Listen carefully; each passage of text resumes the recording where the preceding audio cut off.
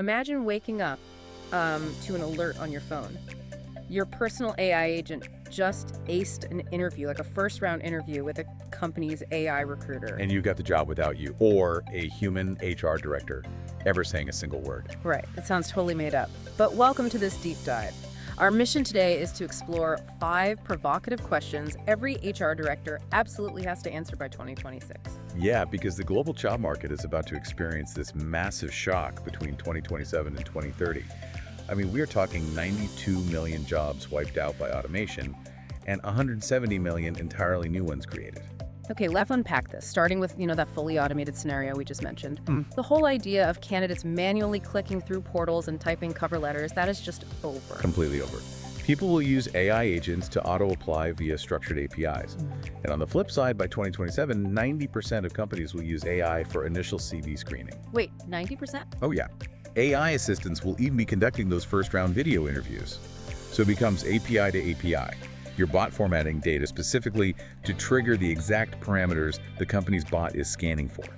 But that just begs the question, how does an applicant tracking system spot something like authentic passion or cultural fit if it is just reading perfectly optimized code? Well, that is the thing. It doesn't. Right. So if an optimized candidate agent is just battling an optimized recruiter bot, aren't we basically just watching algorithms play ping pong? How does human HR avoid becoming just glorified bot supervisors? That is exactly the first existential crisis for HR right there. Human HR has to stop reading resumes and start designing the actual logic of the algorithms. They have to decide what the bot fundamentally values. Figuring out the inputs, right? Because these bots run on structured data, so they can't really interpret the vague historical prestige of, say, a university degree. Exactly. The market has mathematically realized that traditional diplomas are just too slow and too broad. By 2028, 60% of job offers won't even require a degree.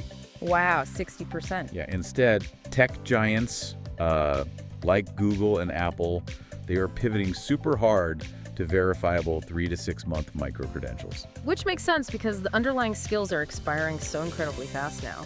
The analysis points out that 39% of core skills will change every 5 years, leaving 85 million workers globally in need of immediate reskilling. It's crazy. It's like skills are no longer a foundational degree that you build a whole career on. They are more like software patches. If you aren't downloading the latest 3-month micro-credential patch, your whole operating system is just obsolete. That is a perfect way to look at it. You can't just go out and hunt for ready talent anymore because that talent literally does not exist yet.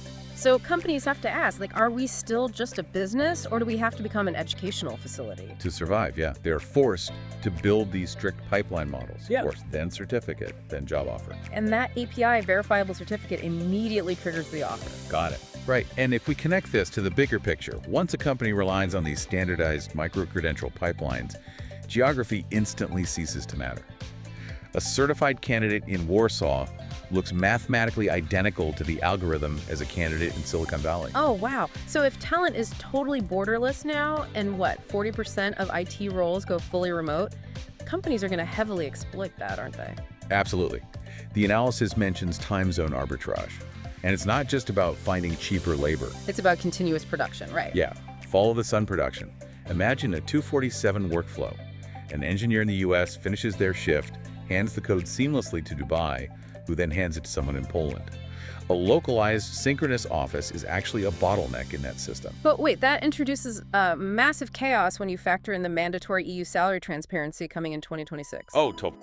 If an engineer in Poland sees they are making half of what the New York engineer makes for the exact same API output, the whole local cost of living excuse just falls apart. It seems like local salary bands and, office ping pong tables are basically dead.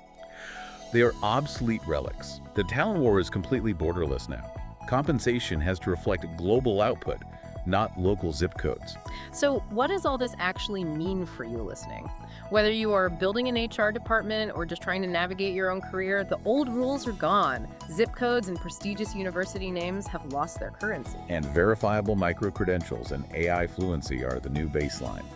The human handshake has literally been replaced by an API integration. Which leaves you with this final kind of mind-bending thought to ponder. In a rapidly approaching future where your personal AI agent secures a job by perfectly interviewing with the company's AI bot who is actually working for whom,